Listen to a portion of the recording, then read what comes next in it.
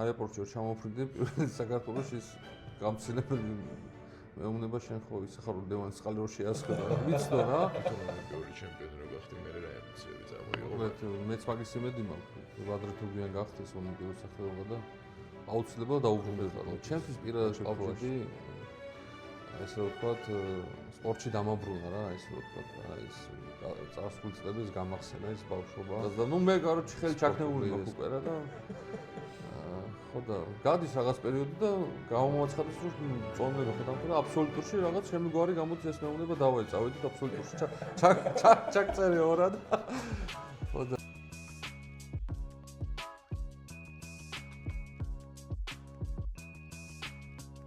ზა მოგესალმებით რადიგო პოდკასტის მეოთხე ეპიზოდით დღევანდელი ჩვენი სტუმარია გიგა ოჩხიკიძე პარამკლავჭიდის მსოფლიოს ჩემპიონატის პრიზიორი, სლოტიტურის ვიცე-ჩემპიონი, მძლეოსნობაში პარაოლიმპიადის ჩემპიონი, მსოფლიოს ჩემპიონი და ოლიმპიური და მსოფლიოს რეკორდის მფლობელი. მოგესალმებით გიგა. მოგესალმებით მეგობრებო. მადლობა რომ მოხვედი ჩვენთან. პირველ რიგში გითხარი რისთვის ემზადები ახლა რა ეტაპზე ხარ სპორტულ ამბავში და მე გადავიდეთ სხვა კითხვებსაც შემოგაშველებთ ხოლმე. მოგესალმებით მეგობრებო, მადლობა მოწვევისთვის პირველ რიგში. ეხლა წელს გვაქვს გრან-პრები რა, ეს მნიშვნელოვანი შეჯიბრი წელს არ არის.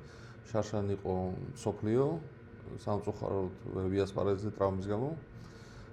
ხო და წელს მხოლოდ გრან-პრებია და მან მივდივარ, ერთი იქნება შვეიცარიაში, მეორე აფრიკის რომელიღაც ქვეყანაში ზუსტად აღარ მახსოვს.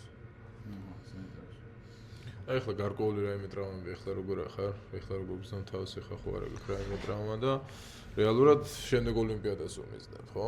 ანუ პიკი ექნება შემდეგი ოლიმპიადისთვის და როგორი განწყობით ხარ, როგორი შემართებით?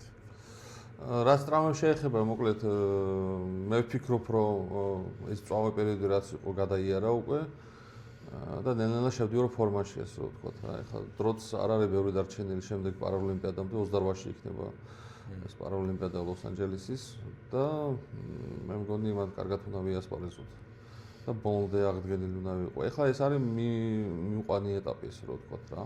კიდევ ერთი მსოფლიო მომავალ წელს გველოდება და მანდაც მინდა რომ შევეცადო რომ რეკორდი გავამოჯობესო, ესე რომ ვთქვათ რა.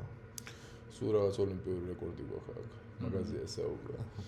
გიგა არის ჩემთვის ერთ-ერთი ყველაზე საინტერესო სპორტსმენი რა კუთხით, ანუ მრავალმხრივი სპორტული გამოცდილება აქვს. დაწყებული როგორც მე ვიცი, ჩემი ინფორმაციით, დაწყებული კრივი, ბავშვობიდან, ამ ყველაფერს მოყვები. აი, ცირე ისტორია რომ მოგვიყო ამ ყველაფერთან დაკავშირებით, აი საიდან დაიწყე, მე საიდან ამოყე ჩვენ გაუგებრობაში თავი ამ კლავჭიდში. და უკვე მე გადასვლაზე და ოლიმპიადაზე ცალკე ვისაუბრებ. კი ბატონო, მოკლედ ჩემი ესე ვთქვათ სპორტთან შეხება დაიწყო ბავშვობიდან. სხვადასხვა სექციებში დავდიოდი, მე უფრო აქტიურად კრივით ვიყავი დაკავებული. ეს რო ვთქვათ 16 წლამდე, მე შემეთხვე ის რომ ეტლში აღმოჩნდი. მე რაღაც გარკვეული პერიოდის მერე ჩვენი ერთ-ერთი უწარმოებელი სპორტსმენი ლევან საგინაშვილი მაგამ მომიყვანა კლავჭიდში. რაღაც ცოტა ხანი ვიასპარეზეთ მან. მე პანდემიები დაემთხვა ისე რომ და გადავწყვიტე შემეცვალა სპორტის სახეობა და მე წავედი უკვე მძლეოსნობაში რა, კერძოდ ბირთვის კრაში. ბირთვის კრა, ანუ როგორ აირჩიე რა, მე ვინმე ყავდა გარშემო, ვინც იყო უკვე ამ სპორტში და როგორც ლევანი მოგიყვანა კლავჭიდში თუ აი საიდან დაინტერესდა? ეგ სულ ვიცოდი ეგ სპორტის სახეობა რო არსებობდა ის ქართული ფილმი რო არის რეკორდი, აქ მინიმუმ იქიდან.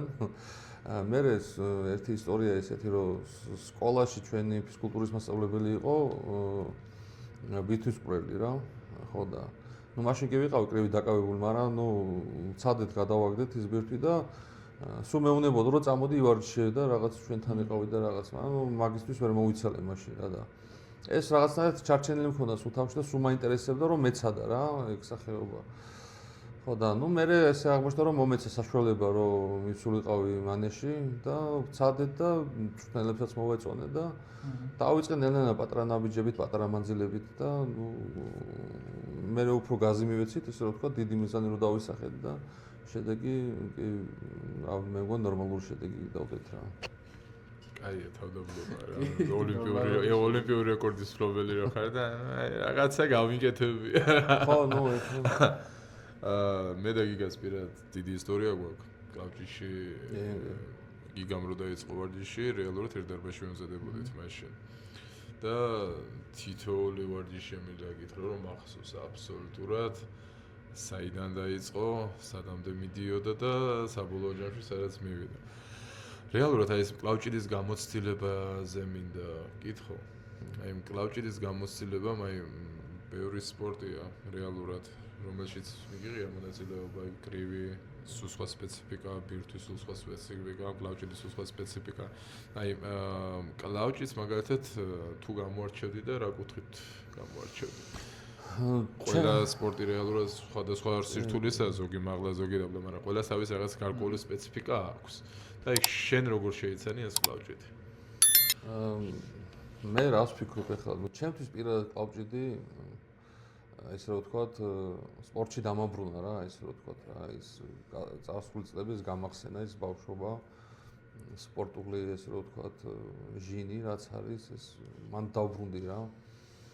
ხო და ორთაბრძოლაა რა, ჭიდაობაა რეალურად, ძალიან აზარტულია, ძალიან ესე ვთქვათ, ემოციური ფონიც ძალიან დიდი აქვს კლავჭიც, იმიტომ რომ შეიძლება ძალიან მაგარი იყო და წამებში დაკარგო ყველაფერი ვაფშე აი გამოგაცოლა. ეგ განსხვავებაც ის არის და საჭერია, იმიტომ რომ კლავჭიში და სხვა ორთაბრძოლაში როგორც შენამბობ, ანუ ვიღაცა სიჯიბრები, ვიღაც ყავს წინ, ვისაც უნდა შეებრძოლა და მოუგო დაამარცხო და ერთუნდაც ბირთვის კრაში ეგრე კი არიან მონაწილეები, რა თქმა უნდა და იგივე არის თითქმის, მაგრამ ხო, პირადად კონტაქტში არ არიან.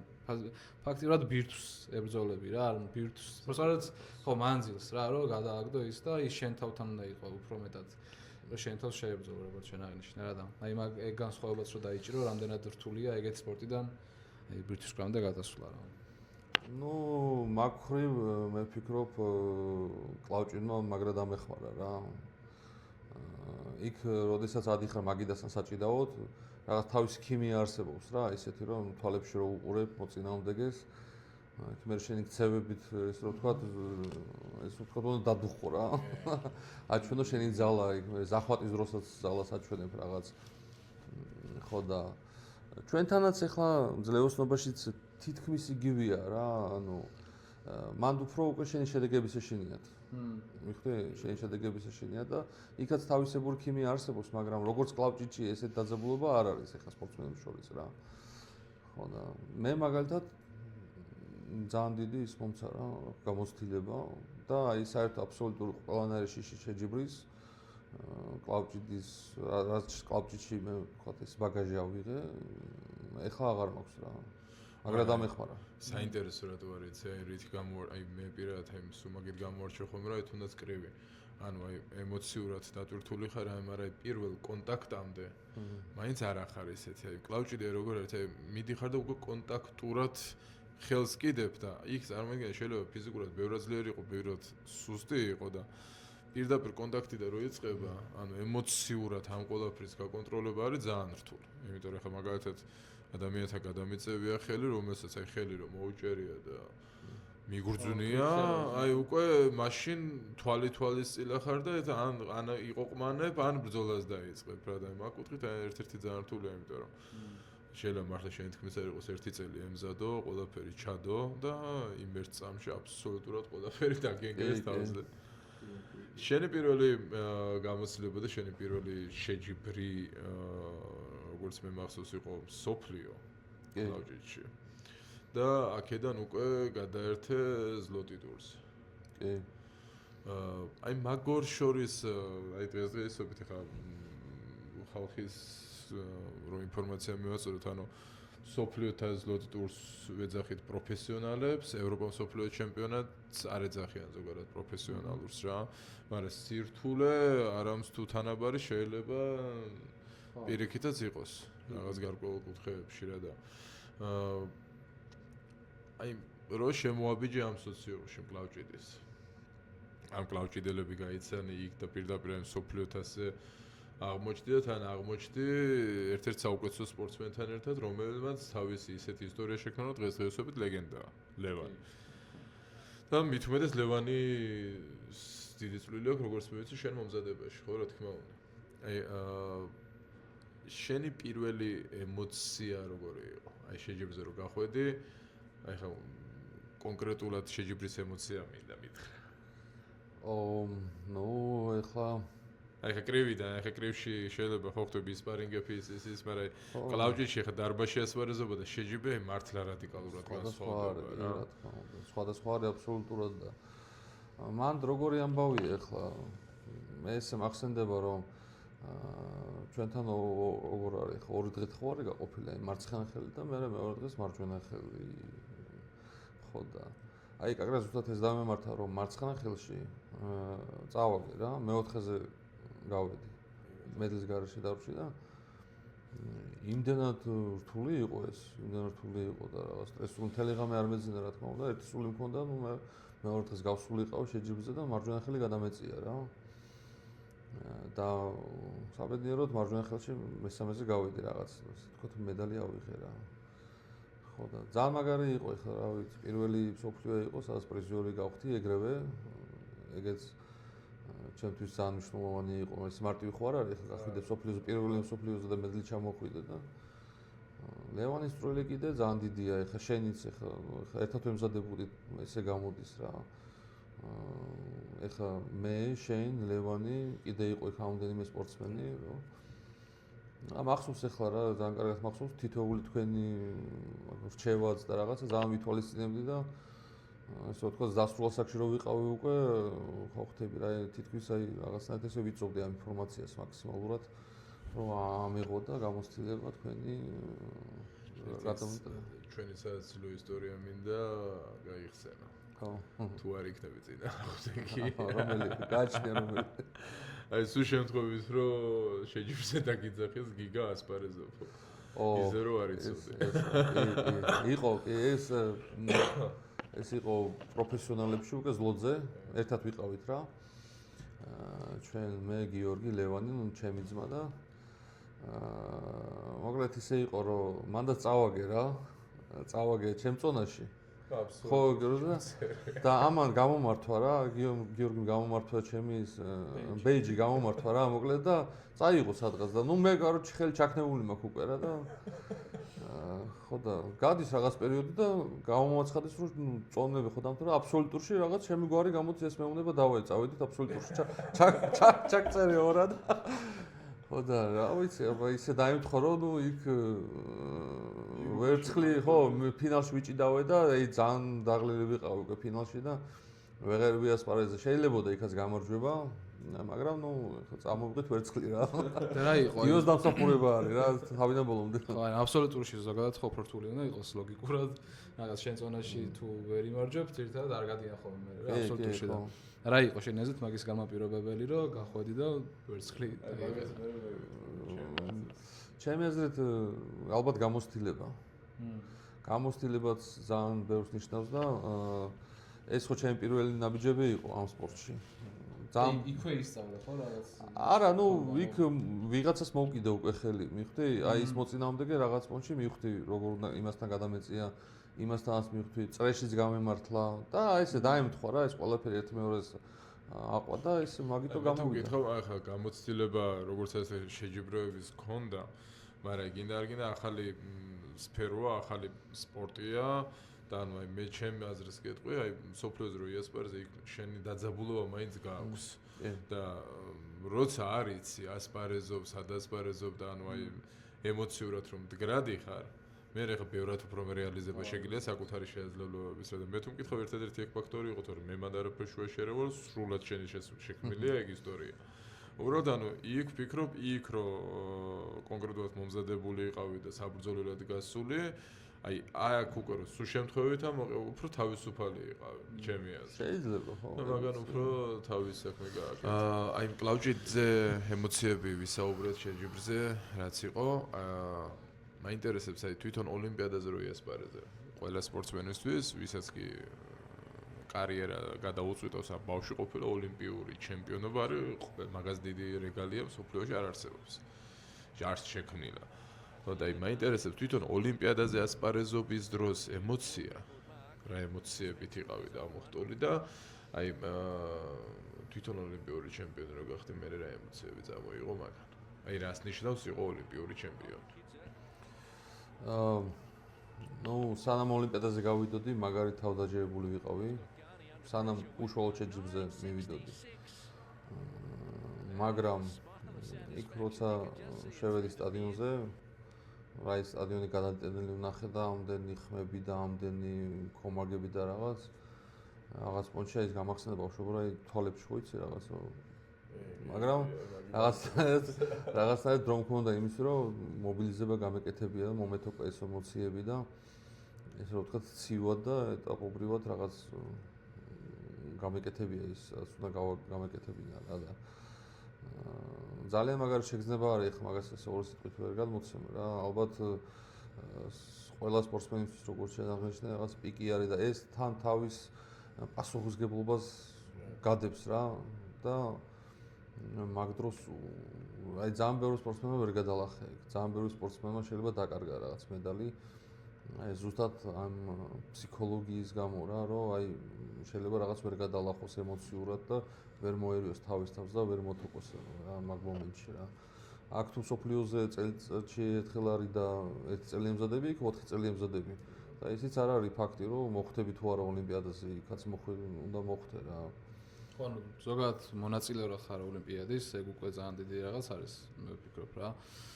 და ხო ის შენს ქვეყანას წარადგენ ფაქტიურად ეგ ის გაქვს შეგრძნება, რომ შენს ქვეყანას წარადგენ, როგორც შენ თქვი, რა სტად დე ფრანსზე იყო რამდენი? 85,000 კაცი იყო და სოფსავსე იყო რა. 85,000 ადამიანის წინ და კიდევ ტელევიზორებიდან რამდენი უყურებს რა. და აი ეგ შეგრძნებაც რა გიხსნა, რომ აი რო იცი რომ 4 წელიწადში ერთხელ გადიხარ, რა მნიშვნელობის არის ეს ტურნირი და წარადგენ შენს ქვეყანას. აი საქართველოს რო წარადგენ ეგ რა შეგრძნება არის. რა შეგრძნება იყო შენთვის? ძალიან დიდი პასუხისგებლობა იყო რა. მართლა ძალიან დიდი პასუხისგებლობა იყო. შენ თავთანაც ხო გაქვს ეგ პასუხისგებლობა და გააზრებული გაქვს, რომ აი ვიღაც გიგაოჩხიძე არ მიდიხარ, თქვათ რა და მიდიხარ საქართველოს სახელით. იქ შენი სახელდაგვარი არ გაწერია, ქვეყნის წარმომადგენელი ხარ. ეგ და მაგის გარდა კიდე ირგვლივ ვინც არის შენს ირგვლივ და მაგათგანაც ძალიან დიდი იმას ხედავ რა. მე ხო აი ძალიან რთულია რა. აი თვითონ ოლიმპიურ ხო ძალიან დიდი წნეხია და ოლიმპიურ სოფელში ყოფნაც საკმაოდ ისეთია რა. თავის ისა აქ რა. ხო ეგ შიდა სამზარეულოც რო ახსნა როგორი არის უშუალოდ აი შეჯიბრის გარეთ იქ სიტუაცია სპორტსმენებთან რაღაც შეხება გექნება ალბათ რაღაც სოფლიოში ყველაზე ცნობილ სპორტსმენებთან შეხება გექნებოდა და აი ეგ სიტუაციაც როგორი არის რო ახსნა. ნუ გარემო ძალიან კარგია, რა ვიცი. ესე ერთხელ რო შეხედო ყველა ლაღად არის, ყველა შვიდად არის. მაგრამ ამავე დროს რაღაც მომენტებში იძაბება, როცა ვიღაცა ან სპრესზე გადის და ან სხვა თვალით გიყურებს და რაღაც და ანუ იქ გიყურებ რენტგენში გატარებს შენი მოწინააღმდეგე ყველა და შეიძლება ბოლო მომენტში რაღაცნაირად ფიქრობს, რომ ან ტაქტიკა შეიცვალოს ან რაღაცა არის რა. ეგ 1 საათში და 2 საათში ვერ ჩავეტევით ამას რა. ამას ყველა სფეროს რო ახსნა და არც არა საჭირო ეხლა ესე სიღრმისეულად ეხლა. უბრალოდ ძალიან დიდი გამოცდილება არის და იმედი მაქვს კიდე ერთხელ მივიღებ ოლიმპიურ თამაშებში მონაწილეობას. ეგ კიდევ ჯერა რომ მიიღებ და მაგასთან ერთად საკუთარ შედეგებსაც გააუმჯობესე. რადგანაც მაგაში დარწმუნებული თუ არ ამ ყველაფერში. გიგამ დაუბრუნდეთ კლავჭიც. როგორც მე ვიცი ლევანის ერთ-ერთი მეგობარი ხარ და ერთად დიდი დროს გაგიდარებეთ, ერთად მომზადებულ ხართ. აი მაგალითად გითხავ როგორია როცა სოფლიო ლეგენდა ასპარეზობს, რომელიც არის შენი მეგობარი. აი როგორია ერთი არის რომ ლევანის ვცნობთ როგორც ლეგენდას და სოფლიო ჩემპიონს. და აი მეორე მხრიდან აი ეს როგორც მეგობარი, ანუ აი ის მომენტები თუნდაც ასპარეზობის დროს სოფლიო თასზე რო ყოფილვართ ერთად გვიასპარეზე არა. ანუ აი როგორი არის, ანუ აი ყველა ხო ლაღ დათვათ იცნობს რა. ანუ აი ესეთი ფუფულა ესეთი ის არის, მაგრამ აი შენი შეხედულება აი რომ დაინახე პირველად ლევანის ასპარეზზე. ნუ ეხლა ცხოვრებაში შენთან კარგად ის როგორიც არის რა. როგორც ხალხი იცნობს, ეგეთი არის რეალურად რა. უფრო თეთრი იქ დათვია იცვლის სახეს მე. იქ გახდება ხალხი მე რაღაც მომენტში ფენომენი ხო ეგ არის მე ხალხი როცა რაღაც ხდება მე გახალტდება და იქ ყველაფერს ანგრევს გლიჯავს და რა ვიცი რომელი პირველია ჩვენ გვაქვს ასეთი კითხვა ხოლმე ტოპ 5 კლავჭიდელი აი ხა მაგალითად მთელი კლავჭიდის ისტორიის განმავლობაში ვის დაასახელებდი 5 საუკეთესო კლავჭიდელით წონით კატეგორიები რო გამოვცხობ-ზე ნებისმიერ ძალიან რთულია ესე. ეხლა აქამდე სანამ ჩვენი ლევანი სამ გამოჩნდებოდა, ისე იყო, რომ ბრზენკი იყო ნომერი პირველი, ხო, ეგრე გამოდის. ეგრეა, ხო, ეხლა ლეგენდარი, მაგრამ ჩემთვის ეხლა იმიტომ კი არა, რომ ჩემი მეგობარია რა, იმიტომ როგორც სპორტსმენი რო შევხედოთ ესე რა. ლევანი პირველ ადგილზე არის, იმიტომ რომ სოფლიო ხო, იმიტომ რომ სოფლიო 7-ჯერ მოგებული ევროპაც 6-ჯერ თუ 7-ჯერ და რაც შეეხება უკვე პროფესიონალებს, იქ ერთი შეხვედრაც არ გაუხჭებია, ხო, ერთი სხვა კაც არ გაუხჭებია რა. ხო, თავის არ გაუხჭებია, ხო და აბსოლუტური დომინანტია. და ამიტომ ეკუთვნის ეს პირველი ადგილი და მე ვფიქრობ ლოგიკურიც იქნება მაგას რომ მივანიჭოთ. მეორე ადგილზე ლეგენდარობით ცნობადობით და პრინციპში მაგ ადამიანმა იქიდან დაიწყო რა იმ ფილმშიც მონაწილეობდა და ასე შემდეგ ძალიან დიდი წვლილი შეიტანა ჯონ ბრზენკმა რა და ალბათ მეორე ადგილზე მაგას დავაყენებდი როგორც სპორტსმენს რა აი მესამე, მეოთხე და მეხუთე ადგილები უკვე ცოტა გამიჭირდება მანდ რა. შეგიძლია სუბიექტურად. შენთვის ვინ არის საინტერესო კლავჭიდელები ვინც არიან? შენთვის საერთოდ მოდი ისე ვთქვათ, რომ просто ტოპებს ჩამოთვლი რა და ლარატი მომწონს, როგორც კლავჭიდელი, კასპარინიც მომწონს, ცეპლიკოვიც, ტრუბინი ცხონებული ვიცი, ესეთი ტოპები.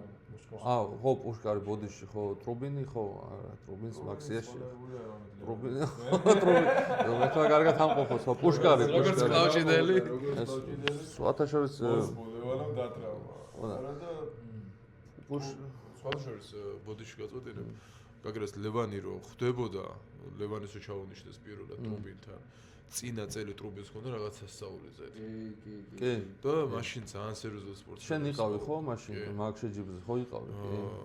ცეპლიკოვი რო იძახდა, ლევანო ტრუბაო რა, გახსოვს? კი, არა, სასწაული წელი ჰქონდა მაშინ ტრუბის, ანუ მახსოვს. არა ლევანა დაამთავრა საწყალი კაცი.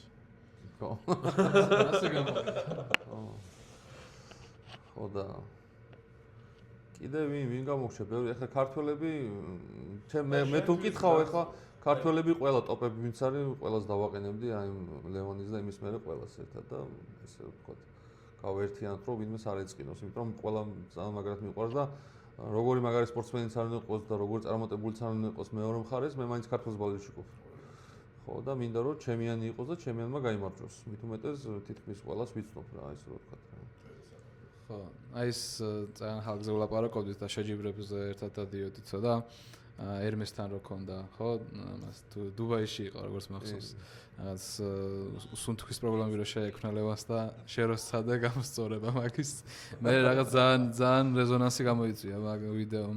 რაღაც ხალხის რაღაც ორი აზრი იყო, რატო შეასხა, რატო გააკეთა ეგრე რაღაც და შენც რო ახსნე რა საჭირო იყო და რა მოხდა ხო, რა იყო. კარგია რომ მომეცა საშუალება რომ მოყვე რა რეალურად რა მოხდა იმიტომ რომ ისე დაემთხო რომ ლევანი შეჯიბრი ტარდებოდა დუბაიში მე გრან პრიზე ვიყავი მაგ დროს დუბაიში და ჩავედი რა იქ სადაც შეჯიბრი ქონდა მივედი და ცუდად გახდა ადამიანი რა მოეთყობა ეს უდაბნო სიცხე რაღაც ფაქტორებმა თან ძიმე არის ახლა ზონის დარება საკმაოდ პატარა ზონა არ არის ეხლა მე ვარ მე მგონი 170 იყო თუ დაჟე არა მე ვარ ეხლა 170 მაშინ იქნებოდა 190-ზე ზევით ხო და მაშინ უფრო რაღაცნაირ ეხლა ცოტა შეფერთხილია ხა რო ხედავ და მაშინ უფრო დიდი იყო და მახსოვს ეხლა სამ შეჯიბრზე შევიდოდა იქ გასახდელი გახურება რაღაც როგორ რაღაც შევატყე იცი რომ რო დადიოდა ცოტა ქელავდასავით რა. რაღაც ესეთი რაღაც კი არ მithქვამს ახლა მძახი, მაგრამ თავიდანვე ცოტა ისე მძიმეთ იყო. ხო და აი მე იქ რო გაჭედვაც მაშინ მე ვფიქრობ მაგის ბრალი იყო, რომ აი სუნთქვის პრობლემა ქონდა. ხო რა, უჟანგბადობა რეალურად. ხო და აი როდესაც წყალი შევასხე, იყო ჩემი ცდილობა რომ გამომიფხიზლებინა რა, იმიტომ რომ აი ეს თვალებს თითქოს და ხუჭავდასავეთ და მე მგონა რომ გული მისდიოდა, რეალურად გული მისდიოდა რა. ხო და გამოვაფხიზლე.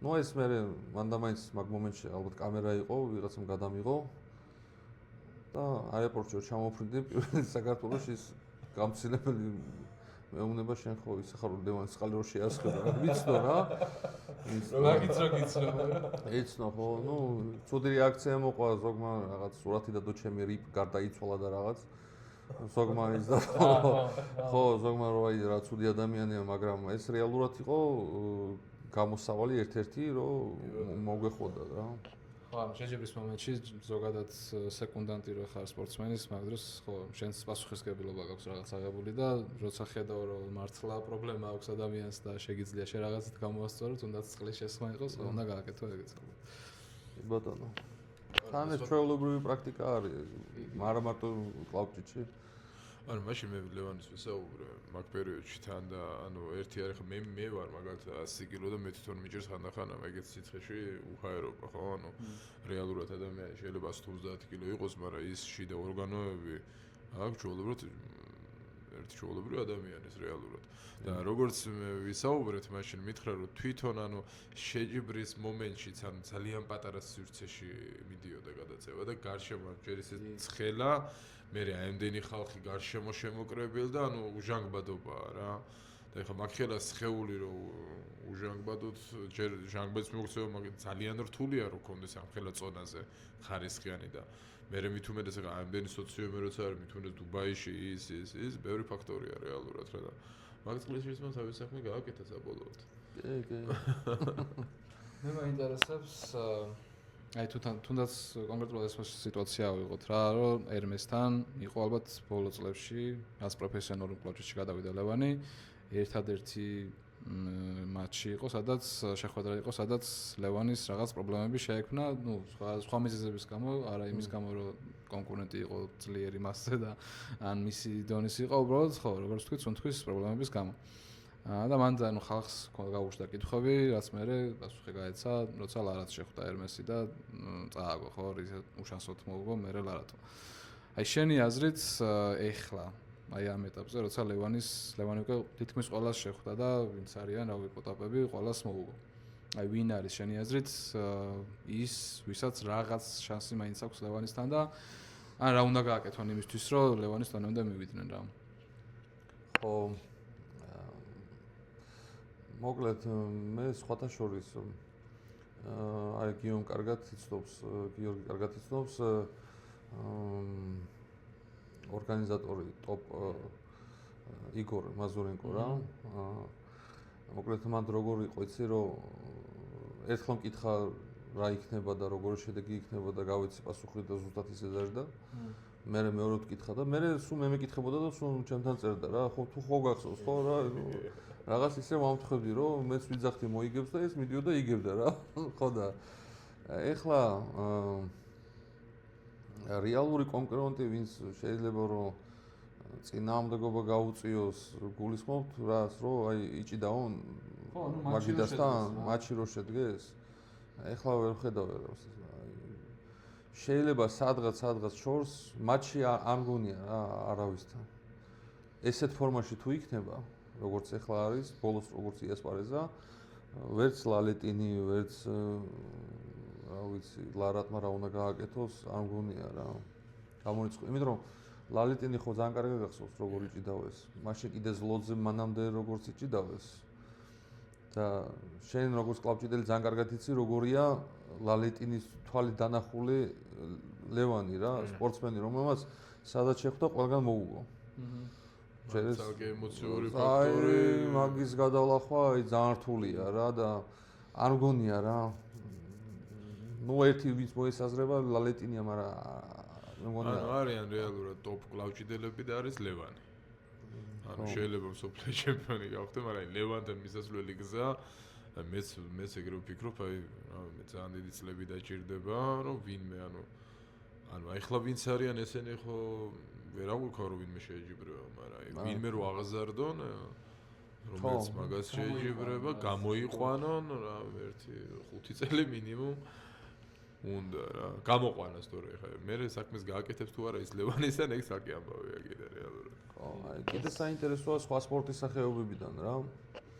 აი როგორ ბრაიან შოუ ყავთ ეგრე რომ რაღაც თადგანაც დიდი არის ზომებში და ეს ლარატისაც აქვს მეგონი მაგაზე კომენტარი რომ ეს უნდა ამას აქვს შანსი რადგანაც გაბარიტებით რაღაც კიდე აღემატება კიდეც რა ეგ რა ლოგიკას შეესაბამება არ ვიცი იმიტომ რომ სტრონგმენიდან გადმოსვლა მკლავჭიდში ამასაკში და მე მკლავჭიდელად ჩამოყალიბება ისეთი დონის რომ ლევანს კონკურენცია გაუწიოს ხო ჩვენ გვაქვს აქ ორი მხარე გვაქვს მედალის ახლა ამ кейსში ახლა იმიტომ რომ ერთხელ უნდა ვიძახოთ რომ კი ბრაიან შოუ ძალიან მაგარი იქნება როგორც კლავჭიდელი იმიტომ რომ სანახავი იყოს ეს მატჩი მაგრამ რეალურად მე გვაწყობს რომ ხალხმა უყუროს და რაც შეიძლება დიდი რეიტინგი ქონდეს ამ მატჩს მაგრამ როგორც მე ყოფილი კლავჭიდელი და როგორც აი გიო ახლა კლავჭიდელი და შენც ახლა რაღაც გამოცდილება ხო კლავჭიდში და არანაირი შანსი არ აქვს ვაფშე აი 0 რა აბსოლუტურად 0 რა მეც მასე ვფიქრობ და ხო ერთადერთი აი ლალეტინი ვახსენეთ და ლალეტინის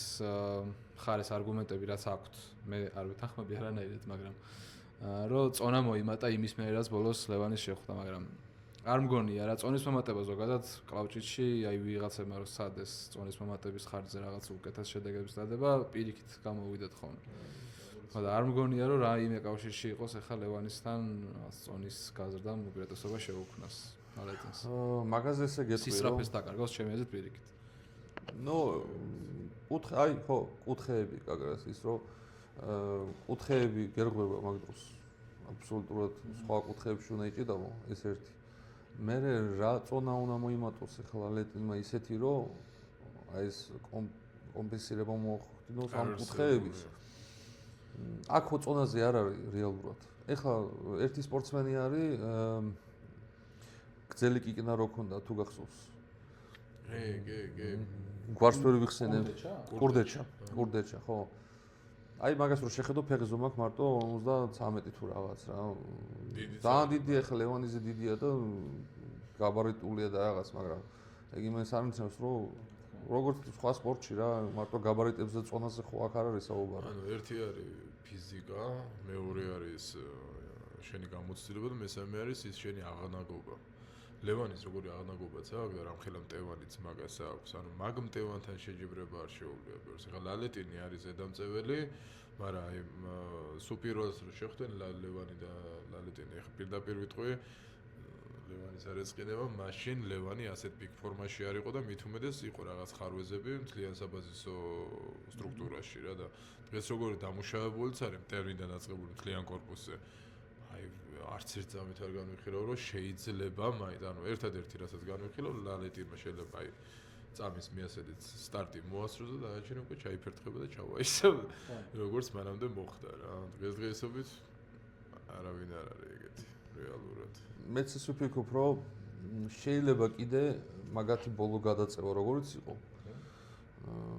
ჩვენი ლევანიკო ხო იცი როგორ ჭიდაობს რა პირველი ის აძლევს ხოლმე რა საშუალებას სპორტსმენს რომ იმან თავისი მოძრაობა გააკეთოს და დაიწყოს და შეიძლება ისე მოხდეს რომ ამ შემთხვევაში უკვე ახლა უკვე მე რამდენი შეხვედრა რეალურად უკვე იმის საშუალებაც აღარ მიეცეს ლალეტინს მიხდი რომ ხო მაგას აკეთებს ხოლმე როცა არ არის შეხვედრილი სპორტსმენთან იმასთან და ამასთან უკვე გამოცდილება რო აქვს ხო ალბათ აღარ ექნება ეგ მომენტიც რომ აი დააწყებინოს რაღაცას მოსინჯოს და მე მას ქნას რა მაგრამ მე როგორც ვიცი კიდე ისიც მოწონს რა თვითონაც მოწონს რომ აფიქრებინებს რომ ხო ის დააწყებინებს მოძრაობას და სადაც ის თქვათ ზედაზე თუ მიდის იმას ზედაზე უგებს თუ ბიცეპსში შეუვა ვიღაცა იმას ბიცეპსში უგებს და თანამით საერთოდ ანადგურებს და ანგრევს მოწინააღმდეგეს მიხდი ხო ახლა იმაში რომ უგებს სადაც იმას უნდა გადაწყვეტოს ძლიერია ხო ხო მე თუ მკითხავ აი ერთადერთი ეგ აქვს მაგას мотиваცია დარჩენილი ლევანს ანუ აი ძალიან რთულია ახლა ნუ ჩემპიონი რო ხარ და ამდენი წელი ძალიან რთულია მაგ ემოციების შენარჩუნება რომ აი იგივე ტემპში ვარჯიშო იგივე ტემპში გინდოდეს ჩემპიონობა და მე თუ მკითხავ აი მაგ გამოწვევებს ხელოვნურად თავისის უქმნის საკუთარ თავს, რომ ხო რა, რაღაცა ბარიერებს იმეშო. იგა, მინდა ჩვენ წამოწყებაზე გკითხო რაღაცები, ეხლა შენ კლავჭიდის სამყაროში, კლავჭიდზე ეხლა დღესდღეობით აღარ ასპარეზობ, მაგრამ სრულად ხარ ჩართული. იცი რა ხდება, სად მიდივარ, სად მოდის, როგორ მდგომარეობაშია. ჩვენ წამოწყებაზე მინდა გკითხო. აი შენი აზრი მაინტერესებს, რას ფიქრობ ამ წამოწყებასთან დაკავშირებით? როგორ ხედავ განვითარებას? ანუ აი ჩათვალე პატარა რჩევები რომ მოგცე ჩვენს და აი როგორ ფიქრობ აი ქართული მკლავჭიდი დღესდღეობით სოფლიოში პირველი კლუბი გუნდი ვართ სოფლიო მასშტაბით და აი როგორ ფიქრობ რომ ავიყვანოთ იმ დონეზე რომ ქართული მკლავჭიდელების შესაძლებელი იყოს პროფესიონალური ცხოვრება მე პროფესიონალურ ცხოვრებაში გულისხმობ იმას რომ ერთადერთი საფიქრალი იყოს ის რომ შეჯიბრზე გახვიდე იასპარეზო და ამით შეგეძლოს ყველაფრის უზრუნველყოფა და ანუ full time job-ზე ასე რომ ვთქვათ რა იმიტომ რომ დღესდღეობით ბევრი მკლავჭიდელია რომელიც სოფლიო ჩემპიონები არიან მაგრამ მაგას ერთად ვიწევთ მუშაობა და ჩემი აზრით ეხა პროფესიონალიზმი იმაშია რომ სრული ჩართულობა ქონდეს მკლავჭიდში აი შენი გადმოსახედიდან როგორ ფიქრობ აი მაგამდე როგორ შეიძლება რომ მივიდეთ და აი ჩვენ წამოწყებასაც აი მაგალითად რა დადებით ხარეს ხედავ რა უარყოფით ხედავ და სადაც ფიქრობ რომ ეს ყველაფერი შეიძლება რომ გავიტანოთ და განავითაროთ თქვენ რასაც აკეთებთ არის ძალიან კარგი რაღაც არის რა რეალურად იმ თემის ირგვლივ საუბრობთ რაც ყველას აინტერესებს რა არა მარტო კლავჭიდელებს იმიტომ რომ საქართველოში როგორც არის პოპულარული კლავჭიდი ისე მე მგონი არც სოფლიოში არ არის რა კლავჭიდი პოპულარული რეალურად რო ვილაპარაკოთ რა ეს კიდე დაწყებული ძველი კლავჭიდებიდან რა ხო და კარგ საქმეს აკეთებთ და რამდენად შეიძლება რომ სპორტსმენი ჩვენი კლავჭიდელები გახდნენ როგორც ესე ვთქვათ პროფესიონალური სპორტსმენები ეგ ძალიან რთულია რა მაგისთვის სჭირდება აი ზუსტად ესეთი რაღაცას თქვენ აკეთებთ რა ცნობადობა პოპულარობა და შემდეგ ეს ცნობადობა და პოპულარობა ალბათ რაღაც დივიდენდებს მოუტანს რა კონკრეტულად სპორტსმენებს დაეხმარება კი უდავოდ მაგრამ ამისთვის დიდი დრო არის საჭირო რა ეხლა სპორტსმენმა რეალურად რომ მარტო იმაზე იზრუნოს რომ მივიდეს დარბაზში და მე შეჯიბრზე წავიდეს და იქ თავის ძალიან რთულია დღესდღეობით ყველასთვის რთულია ყველა სპორტის სახეობაში რა უმეტესობაში ანუ რეალურად ბევრი სპორტსმენიც იკარგება ძალიან ბევრი თუ ტოპში არ ხარ თუ ტოპში არ ხარ ეხლა დღეს წინა გადაცემაში ვიძახდით 33 სპორტსმენს იცნობენ ლევანს რა თქმა უნდა მეორე არის ვახობაძე და მესამე არის ნუგო ჭიკაძე კი და ჩვენი იდეა რა არის რომ ანუ ერთი არის ანუ კლავჭიდი როგორც საყურებლად ძალიან ემოციური და საინტერესოა მაგრამ მინდა რომ მეტი ხალხის ჩართულობა წამოიღოთ იქიდან რომ ამ ადამიანების ინფორმაცია მივაწოდოთ ამ ადამიანების ისტორია დავდოთ რას გადიან იმ ყველაფრის რომ იქ უბრალოდ ხელი გადაწიონ როგორც ბევრმა იცის რა და ამ ყველაფრის უკან რამხელა შრომა იმალება და რამდენი რამე იმალება აი ყველაფერი წამოვიღოთ რა რეალურად წინ და ხალხს გავაცნოთ ჯერ ქართველ აუდიტორიას გავაცნოთ ეს ჩვენი ქართველი მსოფლიო ჩემპიონები და მე როგორ გავიტანოთ რა თქმა უნდა და მსოფლიო მასებს ვაჩვენოთ ეს ყველაფერი რა მე მაინტერესებს აი ბავშვობიდან მესმის რომ კლავჭიდი უნდა გახდეს ოლიმპიური სახეობა და ვერა და ვერ გახდა ვერა და ვერ შეიტანა სულ რაღაც შეტანილი არის მე რა განხილვაშია და მე ალბათ აუარებენ არ ვიცი როგორ ხდება ეს შენ რას ფიქრობ აი ხა კლავჭიდი უნდა იყოს თუ არა ეგეც მითხარი და აი ხო რა უშლის ხელს იმისთვის რომ გახდეს ოლიმპიური სახეობა მოკლედ მეც მაგის იმედი მაქვს ვადრე თუ გვიან გახდეს ოლიმპიური სახეობა და აუცილებლად დაუბრუნდები კლავჭიდს მაგ შემთხვევაში რა უშლის ხელს რეალურად არ ვიცი რაღაც სხვადასხვა მოსაზრებები არსებობს ალბათ ქვეყნების რაოდენობა მონაწილეების ალბათ იქ შიდა რავი რაღაც თავისი თემები აქვს ალბათ რაღაც. მე როგორც ვიცი, ყველაზე დიდი ის არის, რომ აი ორი კატეგორია როა ეგეც ხელს უშლის და საჯობის ამბავი, აი ძალიან ბევრი განხილვა ხდება, მე გადაწევების და ფოლების და რაღაცეების და ეგეც შეიძლება იყოს. მაგაზე გეტყვი, რომ ორი ხელი რო არის ეს არ არის იმის ფაქტორი, რომ მაგის გამო არა, ვერ იტყვი, იმიტომ რომ ძალოსნობაში მოგეხსენება ორი მოძრაობა არის, სულ ადრე სამი მოძრაობა იყო. და მე რაღაც პერიოდის მერე ორი მოძრაობა დარტოვეს. ძლევოსნობაში აგერ ჩვენთან რამდენი მოძრაობა არის.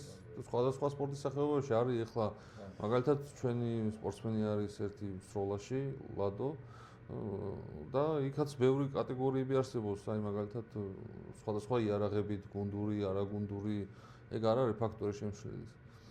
საჯობას რაც შეეხება, ეხლა ჩემი შემთხვევა რო განვიხილოთ, მე რო გამიპროტესტეს და ამის რო ჩამომართვეს ეგ медаლი, მაგაზე დიდი ის რა უნდა იყოს ეხლა ხო ხტები რა. ეგრაზე წამოვიდა ყველაფერი. ნუ გამიპროტესტეს შედეგი რა მოწინააღმდეგება რეალურად. სამმა ქვეყანამ, ანუ სამი სპორტსმენმა სხვადასხვა გამიპროტესტა ტექნიკა. მახსოვს მაგაზე რაღაც ტექნიკა გამიპროტესტა რა, ესე რომ ვთქვა, ტექნიკური წუნი დაინახეს და აი მართლა წაიღეს განსახილვა. და პლუს კიდე ეს იყო, რომ თვითონ შეჯიბრზე 6 წლიდან 4 არ ჩამითვალეს. მიხდი? ხო და თან ორი მსოფლიო რეკორდი მოიხსნა, მაგ ოლიმპიური რეკორდი მოიხსნა მაგ შეჯიბრზე. და ესეც ხო ნაკლი არის მწვრთნელობის რეალურად. ხო, საჯობის, ხო, ბოდიში. საჯობის ნაკლი არის და ეხლა კლავჭიჩია იმის გამო რომ საჯობა რაღაც მოიკოჭლებს და მაგის გამო არა, არ გონია. ეგ ორი ფაქტორი მაგის დარეგულირება მე გამოვიცხავდი, კი, თავისუფლად. იმიტომ რომ სხვა სახეობებში თითქმის ყველა სპორტში არის რაღაც ნიუანსები, რაღაც ისინი რაზეც შეიძლება გამოეკიდო ან რაღაც შეიძლება ბოლომდე არ იყოს დახვეწილი. მაგიტომაც არის რომ ბევრი სახეობები ეხლა სულიან რაღაც წესებს რა. ხო, რა ყველა სპორტის სახეობა მაგალითად, რავი, ბოლო წლებში ამდენჯერ შეიცვალა, თუნდაც ქულების მინიჭების წესი და ასე შემდეგ. კი, სხვა ბერძნულ რომაულში კლასიკურში, რავი, ჭიდაობებიც და თითქმის ყველა სახეობა და სპორტის გარეთაც ყოველდღიურ ცხოვრებაში პარასპორტსმენი რა პრობლემებს აწყდება? აი შენი დანახო, შენი თვალით რო დაგვანახო, რა არის ის პრობლემები, რასაც აწყდები და აი რას ისურვებდი თუნდაც სპორტის მხრივ რომ იყოს ხელმისაწვდომი რომ უფრო გაგიმარტივოს მომზადების პროცესი დაუშვათ. ესე რო ავიღოთ ეხლა, ნუ მე მახსოვს ჩემი თავი, როდესაც ვიყავი ჩვეულებრივი სპორტსმენი და ეხლანდელი პარასპორტსმენი ვარ რა, პარაოლიმპიელი ვარ და ეს ერთი სხვაობა არის, რომ ჩვენთვის როგორც პარაოლიმპიური და პარასპორტსმენებისთვის ცოტა უფრო რთული არის სპორტული მოღვაწეობა. Как მინიმუმ მისვლა დარბაზამდე იქნება წამოსვლა, აღდგენითი პროცესები. ხა მოგეხსენება, რომ ძალიან კარგად იცი რა არის აღდგენა და როგორ ხდება და როდესაც რაღაც ნაწილი, ისე ვთქვათ, ფუნქციონირებს, ნაწილი არ ფუნქციონირებს კუნთობრივი მასის და ეს ძალიან დიდი ის არის რა თქმა უნდა, ძალიან დიდი პრობლემების წინააღმდეგ და კიდე სპორტსმენ და სპორტსმენამდე ეს ვარირებს. ზოგს მეტი აქვს, ზოგს ნაკლები აქვს ეს პრობლემები და ნუ მე ხა მაქსიმუმს ვაკეთებ ჩემს საზავს, ვცდილობ რომ კარგად გავაკეთო ჩემი საქმე, ისე რომ ვთქვათ. ზოგს ნაკლებად გამოსდის და ესე შემდეგ. არა, ხა შენ შესაქმეს იდეალურად გაქვს შესრულებული. მესმის ეგ საკუთარი თავის მიმართ რო გააქვს ის მომენტი, რომ მაქსიმუმი არ შეგესრულებია და კიდე მეტზე ხარ ამბიცია, კარგად მესმის, მაგრამ ძალიან მარტივად საუბრობ მაგ შედეგებზე, შეიძლება გაგიგეცებია, რომელიც სხვებისთვის ზოგისთვის სანატრელია და ზოგისთვის მიუღწეველიც არის რა. მე რაც მახსოვს, ეხლა მე ჩემ თავს მიცემ მაგის უფლებას, შენი ბრძოლის უნარიანობა ყოველთვის მისაბაძი იყო და დღესდღეობით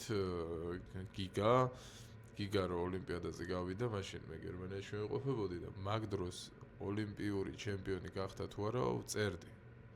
და გაკრას медаლის ჩამიგდო, რომ ესო ვიცე შენ ძალიან გაგიხარდებოდაო რა და ეგ ჩემთვისაც ძალიან დიდი ემოცია იყო, რომ ადამიანი, რომელიც ჩვენთან ერთად და ჩემთან ერთად იბრძვის, დაწერა ისეთი ისტორია და მე მაგ ისტორიის მონაწილე ვარ და მაგ ისტორიაშიც საქართველოს სახელი გააბრწყინე რეალურად რა და პირიქით უღმესი მადლობა მაგ ყველაფრისთვის, რაც ჩვენი ქვეყნისთვის გაიკეთებია. ეხლა მარტივად თავდაბლურად მესმის რადგან საუბრობ, მაგრამ ეგ პატარა რაღაცეები, ოლიმპიური რეკორდი მაქვს რა, ნუ არაფერი ისეთია.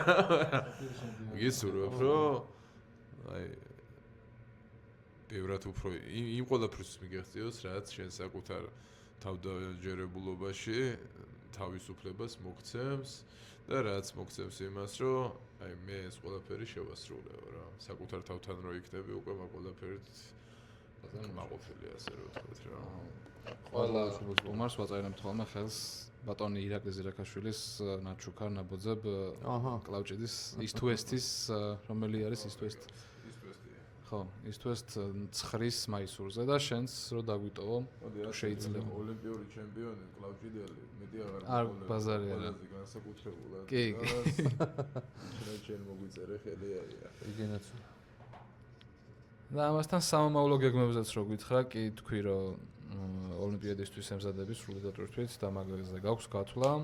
ნუ ახლა მომავალში თუ არის რამე ისეთი გრან-პრების გარდა, უკვე აღნიშნე გრან-პრიზე იყავი ბოლოს და მაგის გარდა მსოფლიო თუ უწევს ოლიმპიადამდე და ხო ის სამომავლო მიზნები რა არის, გეგმები რა არის, ეგ რა მოგვიყვა.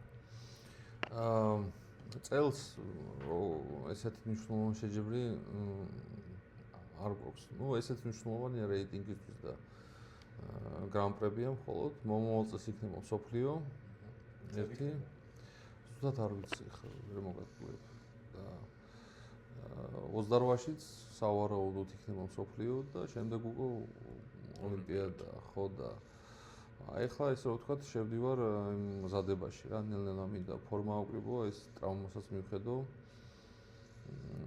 და ვიასპარეზოთ რა ვნახოთ რა იქნება რა არის ხიანად გიგა უღმესი მადლობა როგორც თუმრა უღმესი მადლობა ამ ყველანაირი ინფორმაციისთვის რაც გაგვიზიარა და ისე მინდა რომ წარმატებები გისურვო საკუთარი ცხოვრების პირად გზაზეც ამასთან ერთად კარიერულ გზაზეც სადაც ღირსეულად მიდიხარ და ღირსეულად გაგვაქვს ჩვენი ქვეყნის სახელი და ღმერთმა ქნას ისე ვის ისტორია გადაგეწეროს შენი დაწერილი ზევიდან რა გაიხარე მადლობა უღმესი მოწვევისთვის დიდი მადლობა, კარგ საქმეს აკეთებთ, ძალიან გამიხარდა, თქვენი წამოწყება რო არის, უფრო მეტად გამიხარდა და იმედია კარგ შედეგზე გახვალთ რა და იმედია რა და მეც მადლობას გიხდი ჩვენი ქვეყნის სახელის გატანისთვის, მოსვლისთვის, დაფასებისთვის და შენი ისტორიის მოყოლისთვის ჩვენთან და ჩვენი აუდიტორიის წინაშე.